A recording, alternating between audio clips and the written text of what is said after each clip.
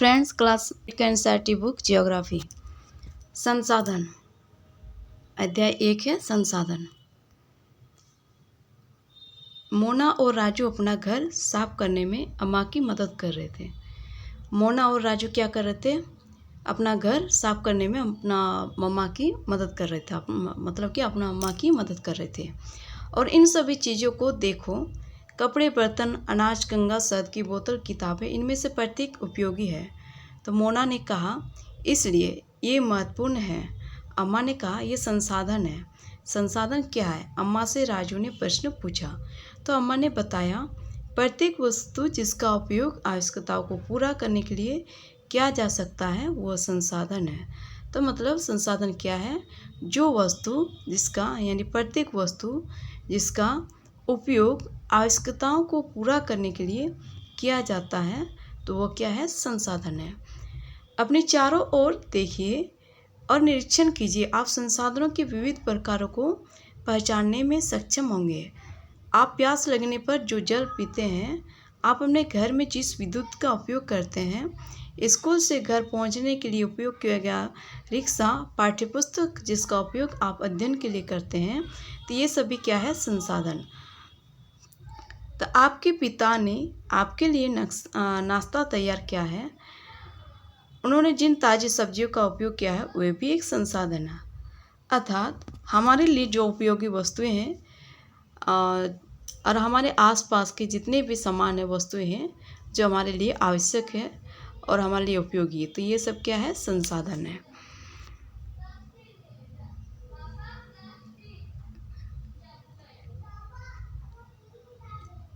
फिर जल, विद्युत, रिक्शा, सब्जियां और पाठ्यपुस्तक, सभी में कुछ ऐसा क्या है कि उनमें से सभी वस्तु का उपयोग आपके द्वारा किया गया है, इसलिए वे उपयोगी हैं। एक वस्तु अथवा पदार्थ की उपयोगिता अथवा प्रयोज्यता मतलब एक वस्तु अथवा किसी पदार्थ की उपयोगिता या प्रयोज्यता उसे एक संसाधन बनाती है। यानी प्रयोज्यता क्या बनाती है? उसको एक संसाधन। ठीक है। राजू अब जानना चाहता था कि कोई भी वस्तु संसाधन कैसे बनती है। अम्मा ने बच्चों को बताया, वस्तु उस समय संसाधन बनती है जब उनका कोई मूल्य होता है। तो अम्मा ने बताई कि वस्तु उस समय संसाधन बनती है जब उनका कोई वैल्यू, यानी उसका कोई मूल्य होता है। इसका प्रयोग अथवा उपयोगिता इसे मूल्य प्रदान करते हैं और सभी संसाधन मूल्यवान होते हैं। तो इसका जो प्रयोग अथवा उपयोगिता है तो उसको क्या करते हैं? मूल्य प्रदान करते हैं और सभी संसाधन मूल्यवान होते हैं। फिर अम्मा ने कहा, ये बात अम्मा ने कहा, मूल्य का अर्थ महत्व होता है। तो मूल्य का अर्थ क्या होता है? महत्व होता है। कुछ संसाधनों का आर्थिक मूल्य होता है जबकि कुछ संसाधनों का आर्थिक मूल्य नहीं होता है। तो कुछ संसाधनों का आर्थिक मूल्य होता है और कुछ संसाधनों का आर्थिक मूल्य नहीं होता है। उदाहरणार्थ की बात करें तो धातुओं का आर्थिक मूल्य होता है, लेकिन एक मनोरम भूदृश्य का आर्थिक मूल्य नहीं होता है। तो बात करें किसी धातु का तो वो मूल्य होता है, आर्थिक मूल्य होता है, लेकिन एक मनोरम अच्छा दृश्य का आर्थिक मूल्य नहीं होता है।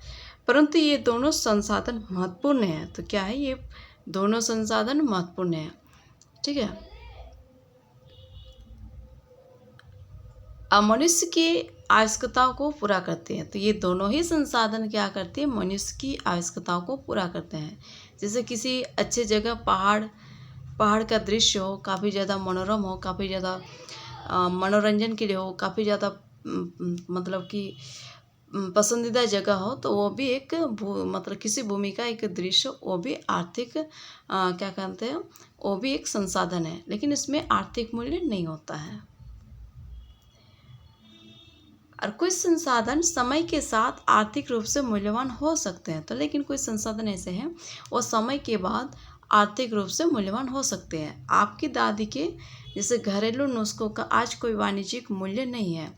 बात करें हमारी दादी जी की, तो घरेलू नुस्खे हैं जो आज कोई वाणिज्यिक मूल्य नहीं है, लेकिन यदि वे पेटेंट करने के उपरांत मेडिकल फॉर्म द्वारा बेचे जाते हैं तब वे आर्थिक रूप से मूल्यवान हो सकते हैं। अगर हमारे दादी माँ के हमारे दादी माँ के घरेलू नुस्खा है, अगर उसका कोई मतलब कोई वाणिज्यिक मूल्य नहीं है। यदि उसे किसी कंपनी द्वारा या किसी मेडिकल फर्म द्वारा पेटेंट लगाकर उपयोग किया जाता है या बेचा जाता है, तब वो क्या हो जाता है, आर्थिक रूप से मूल्यवान हो जाता है। देखिए फ्रेंड, ये पेटेंट का शब्दावली है। इसका तात्पर्य किसी विचार अथवा आविष्कार पर एकमात्र अधिकार से है। तो मतलब किसी विचार या कोई आविष्कार, तो उसका एकमात्र अधिकार है, ठीक है, अधिकार से है।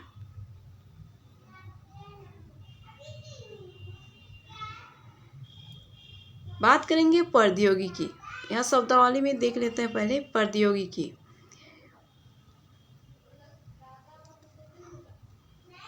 किसी कौशल करने अथवा वस्तु बनाने में नवीनतम ज्ञान का अनुप्रयोग प्रौद्योगिकी है। मतलब किसी कौशल करने अथवा किसी कौशल हो गया या वस्तु बनाने में जो नवीनतम ज्ञान है, तो उसका अनुप्रयोग प्रौद्योगिकी है।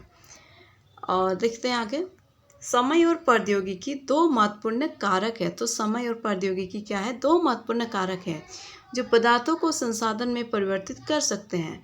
दोनों लोगों की आवश्यकताओं से संबंधित है। लोग समय ही सबसे महत्वपूर्ण संसाधन, तो लोग भी एक समय ही क्या है, एक महत्वपूर्ण संसाधन है, ठीक है।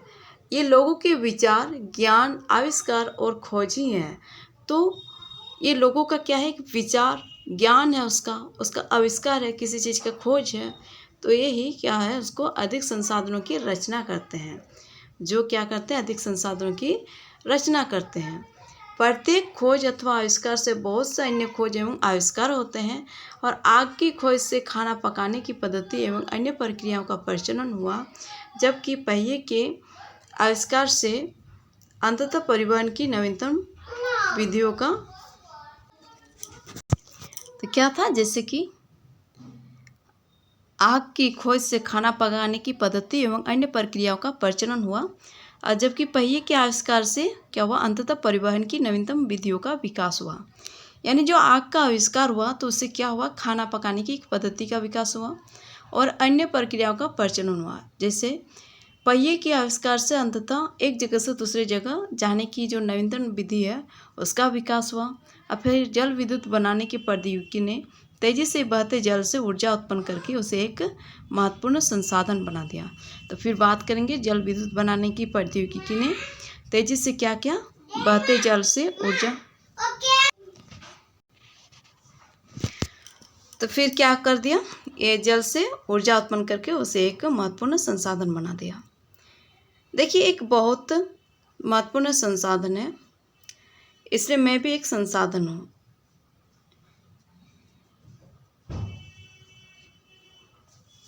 यहाँ पर इस कार्टून द्वारा समझाया गया है ना।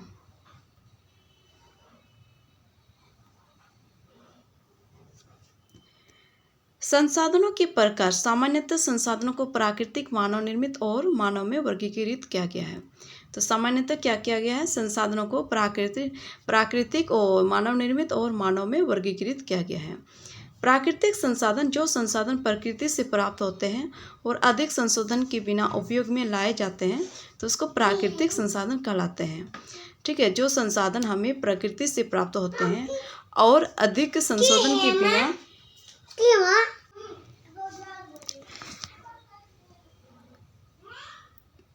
जैसे वायु, ठीक है, वायु जिसमें हम सांस लेते हैं, हमारी नदियों और झीलों का जल, मृदा और खनिज सभी प्राकृतिक संसाधन हैं। तो क्या क्या है, वायु जिसमें हम सांस लेते हैं, हमारी नदियों और झीलों का जल, मृदा और खनिज सभी प्राकृतिक संसाधन हैं। और इन संसाधनों में से बहुत से प्रकृति के निःशुल्क उपहार हैं। तो इन संसाधनों में से क्या है, जो हमें प्रकृति से एकदम फ्री से मिला है, ठीक है, और सीधे ही उपयोग में लाए जा सकते हैं और इसको सीधा ही हम लोग उपयोग कर सकते हैं।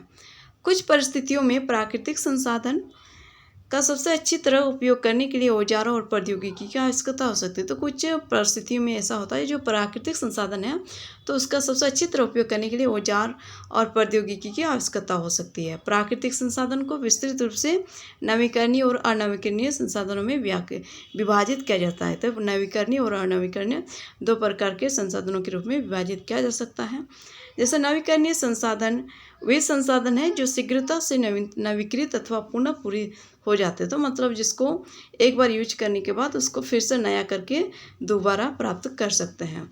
और इनमें से कुछ असीमित हैं और उन पर मानवीय क्रियाओं का प्रभाव नहीं होता है। तो उस पर मानवीय क्रियाओं का प्रभाव नहीं होता है, जैसे सौर और पवन ऊर्जा, जैसे सौर और पवन ऊर्जा।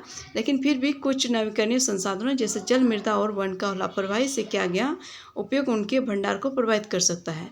जैसे सौर ऊर्जा या पवन ऊर्जा, ये दोनों सौर ऊर्जा और पवन ऊर्जा की बात करें तो इसमें मानवीय क्रियाओं का प्रभाव ज़्यादा नहीं पड़ता है। लेकिन कुछ नवीकरणीय संसाधन ऐसे है जैसे जल, मृदा और वन हो गया, अगर मानव इसको लापरवाही से उपयोग करता रहे तो इसका भंडार को प्रभावित हो सकता है। ठीक है। जल क्या असीमित नवीकरणीय संसाधन प्रतीत होता है। फिर भी जल की कमी और प्राकृतिक जल स्रोतों का सूखना आज विश्व के बहुत से भागों में एक बड़ी समस्या है। ऐसे तो जल असीमित नवीकरणीय संसाधन है, लेकिन फिर भी क्या है, जल की कमी और प्राकृतिक जल स्रोतों का सूखना आज विश्व के बहुत भागों में एक बड़ी समस्या है। और अनवीकरणीय संसाधन, देखिए अनवीकरणीय संसाधन के बारे में, वे संसाधन जिनका भंडार सीमित है। तो वे संसाधन जिनका भंडार क्या है, सीमित है। भंडार के एक बार समाप्त होने के बाद उनके नवीकृत अथवा पुनः पूरित होने में हजारों वर्ष लग जाते हैं। तो अगर इसकी एक बार उपयोग किया जाए तो इसको पुनः प्राप्त करने के लिए हजारों वर्ष लग सकते हैं। यह अवधि मानव जीवन की अवधि से बहुत अधिक है। तो यह अवधि क्या है, मानव जीवन की अवधि से बहुत अधिक है। इस प्रकार के संसाधन अनवीकरणीय संसाधन यानी अनवीकरणीय कहलाते हैं। जैसे कोयला, पेट्रोलियम तथा प्राकृतिक गैस इसके कुछ उदाहरण हैं। प्राकृतिक संसाधनों का वितरण भूभाग, जलवायु, ऊंचाई जैसे अनेक भौतिक कारकों पर निर्भर करता है। तो भूभाग हो गया, जलवायु हो गया, ऊंचाई हो गया, इन सारे कारकों पर निर्भर करता है। पृथ्वी पर इन कारकों में विभिन्नता होने के कारण संसाधनों का वितरण असमान है। तो पृथ्वी पर इन कारकों में क्या है, विभिन्नता है, जिसके कारण संसाधनों का वितरण असमान है। इधर देखते हैं शब्दावली में, संसाधन का भंडार यह उपयोग के लिए संसाधन की मात्रा है। और आगे देखते हैं, मानव निर्मित संसाधन, कभी कभी प्राकृतिक पदार्थ तब संसाधन बन जाते हैं जब उनका मूल रूप बदल दिया जाता है। लोहा अयस्क कुछ समय तक संसाधन नहीं था जब तक लोगों ने उससे लोहा बनाना नहीं सीखा था। लोग प्राकृतिक संसाधनों का उपयोग पुल, सड़क, मशीन, वाहन बनाने में करते हैं जो मानव निर्मित संसाधन के नाम से जाने जाते हैं। और प्रौद्योगिकी भी एक मानव निर्मित संसाधन है। इसीलिए हम जैसे लोग प्राकृतिक संसाधनों का उपयोग करके मानव निर्मित संसाधन बनाते हैं। तो प्राकृतिक संसाधन का उपयोग करके क्या करते हैं, मानव निर्मित संसाधन बनाते हैं। मोना ने समझाते हुए कहा, हाँ राजू। हाँ, राजू ने स्वीकृति में सिर हिलाया। मानव संसाधन, अब देखेंगे मानव संसाधन के बारे में। लोग और अधिक संसाधन बनाने के लिए प्रकृति का सबसे अच्छा उपयोग तभी कर सकते हैं जब उनके पास ऐसा करने का ज्ञान कौशल तथा प्रौद्योगिकी उपलब्ध हो। इसलिए मनुष्य एक विशेष प्रकार का संसाधन है। अतः लोग मानव संसाधन है। शिक्षा, स्वास्थ्य लोगों को बहुमूल्य संसाधन बनाने में मदद करते हैं। अधिक संसाधनों के निर्माण में समर्थ होने के लिए लोगों के कौशल में सुधार करना मानव संसाधन कहलाता है। यानी अधिक जो संसाधन है ना, उसका निर्माण में समर्थ होने के लिए लोगों के कौशल में जो लोगों का स्किल है तो उसको सुधार करना, उसको डेवलप करके फिर क्या करेंगे, मानव संसाधन विकास कहलाता है। उसका डेवलप करके तो मानव संसाधन विकास कहलाता है। तो देखिए ये संसाधन है ना, इन संसाधन का प्रकृति से तभी हम लोग उपयोग कर सकते हैं जब हमारे पास ज्ञान, कौशल तथा प्रौद्योगिकी होगा। जैसे सूखे के कारण, यहाँ पर कुछ कार्टून द्वारा समझाया गया है, सूखे के कारण फसलों का विनाश, क्या मैं इसका समाधान निकाल सकती हूँ? हाँ, क्यों नहीं। यह सब ज्ञान, शिक्षा और कौशल के कारण संभव हुआ है कि हम इसका समाधान निकाल पाए। देखिए ये सब लोग कह रहे हैं, ठीक है, ये महिला कह रही है। पढ़े एवं मनन करें, मनुष्य एक दूसरे पर निर्भर है। किसान सभी के लिए अन्न उपजाते हैं और वैज्ञानिक कृषि से जुड़ी विभिन्न समस्याओं और अन्न उत्पादन बढ़ाने के उपाय खोजते हैं। तो हमारे किसान क्या करते हैं, सभी के लिए अन्न उपजाते हैं और वैज्ञानिक कृषि क्या करते हैं, कृषि से जुड़ी विभिन्न समस्या है तो उन सारे समस्याओं का अन्न उत्पादन बढ़ाने के उपाय खोजते हैं। देखिए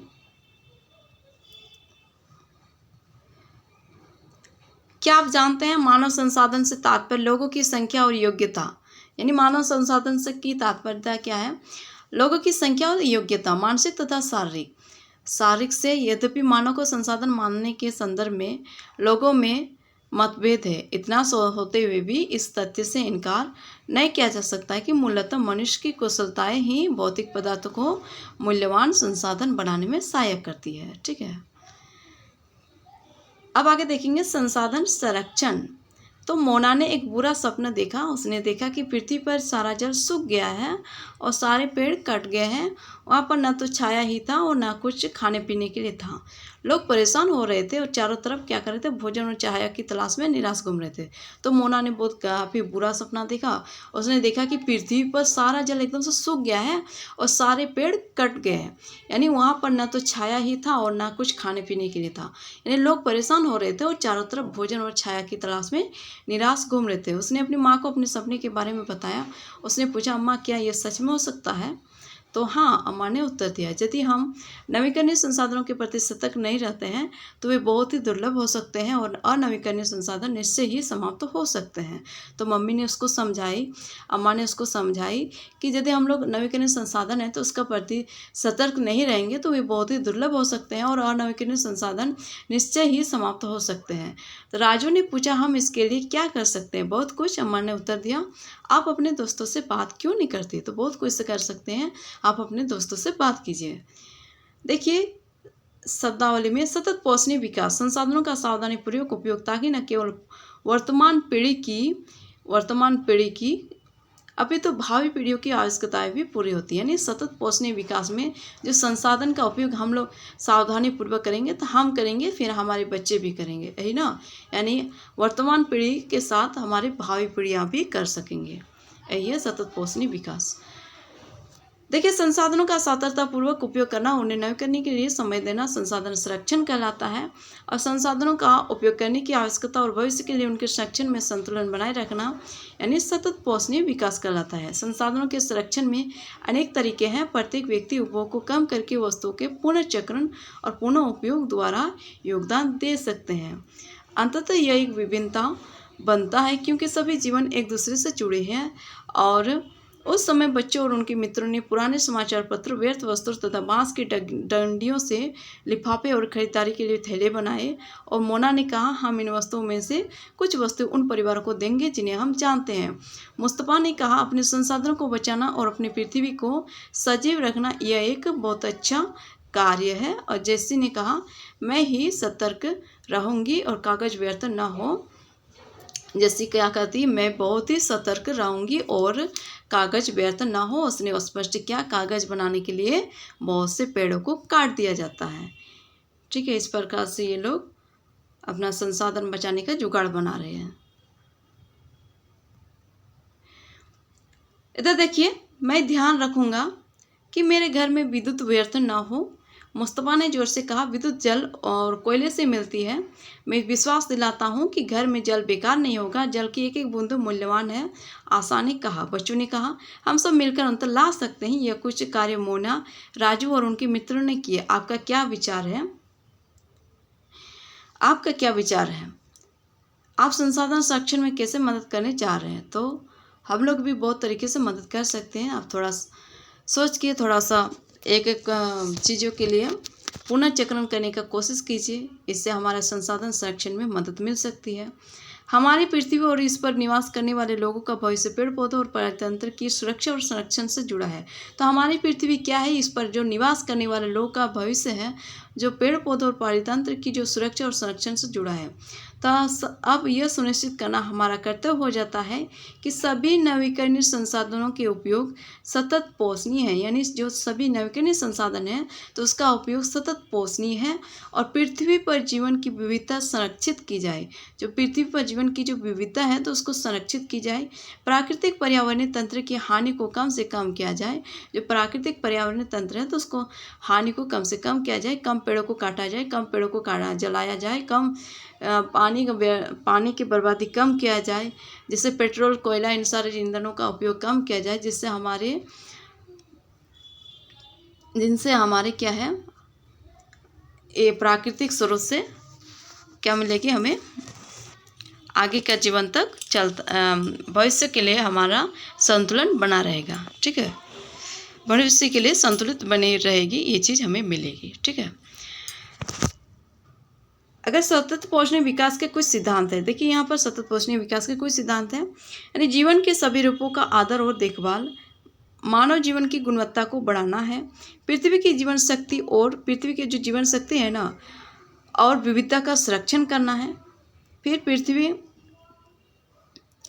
जो प्राकृतिक संसाधनों के ह्रास को कम से कम करना है, तो जो प्राकृतिक संसाधन है तो उसका कमी को कम से कम करना है, उसका बर्बादी को कम से कम करना है, और पर्यावरण के प्रति क्या है ना करना है, प्रति व्यक्तिगत मतलब जो पर्यावरण है तो उसके प्रति व्यक्तिगत व्यवहार और अभ्यास में परिवर्तन करना है, समुदाय को अपने पर्यावरण की देखभाल करने योग्य बनाना है, यानी जो हमारे घर के आसपास हैं लोग हैं, समुदाय हैं, तो उनको क्या करना है, पर्यावरण की देखभाल करने योग्य बनाना है।